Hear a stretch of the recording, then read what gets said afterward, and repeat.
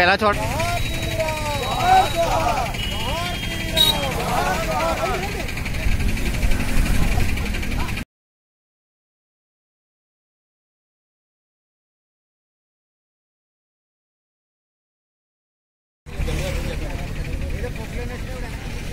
जोहार भीमराव, जोहार भीमराव, जोहार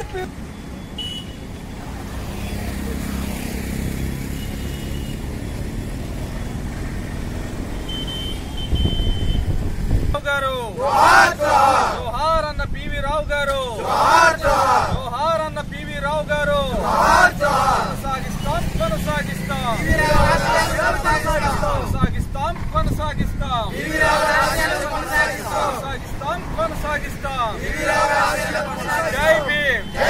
అందరికీ జై భీమ్.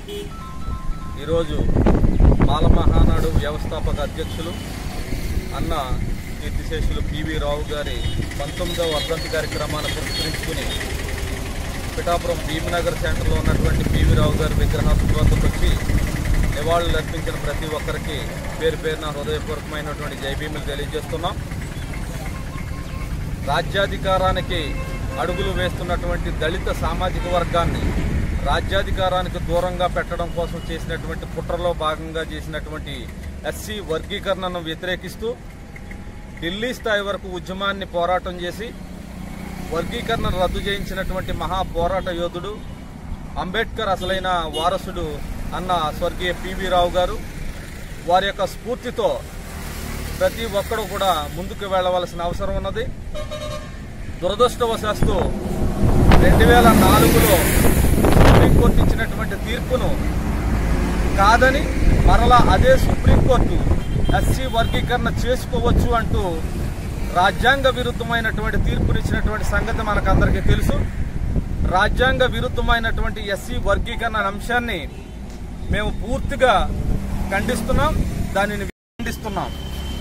ఆయన మాట్లాడుతూ ఈ మధ్యకాలంలో అంబేద్కర్ని స్మరించడం అనేది ఒక ప్యాషన్ అయిపోయింది.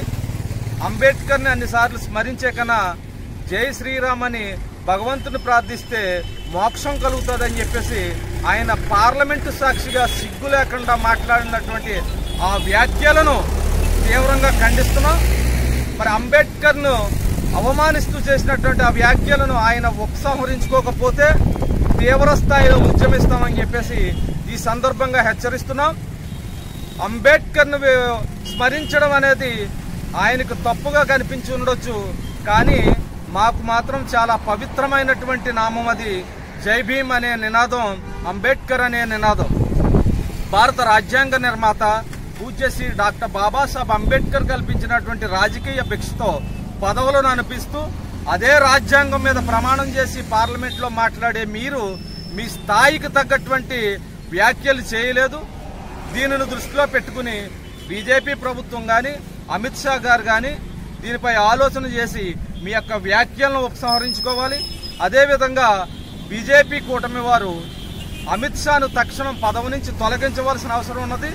రాజ్యాంగ నిర్మాతను అవమానించిన కారణంగా దీనిపై కాబట్టి తక్షణం వారు బేషరతుగా క్షమాపణలు చెప్పి ఉపసంహరించుకోకపోతే భవిష్యత్తులో బీజేపీ పార్టీని కానీ వారి యొక్క అనుసరణలు కానీ మతతత్వ పార్టీలు ఏవైనా ఉన్నా సరే అంబేద్కర్ విషయంలో కానీ దళితుల విషయంలో కానీ మాట్లాడేటప్పుడు ఆచితూసి మాట్లాడవలసిందిగా వారికి హెచ్చరిస్తూ భవిష్యత్తు కార్యాచరణకు సిద్ధం కావాల్సిందిగా ఈ సందర్భంగా దళిత సోదరులందరికీ కూడా తెలియజేస్తున్నాను.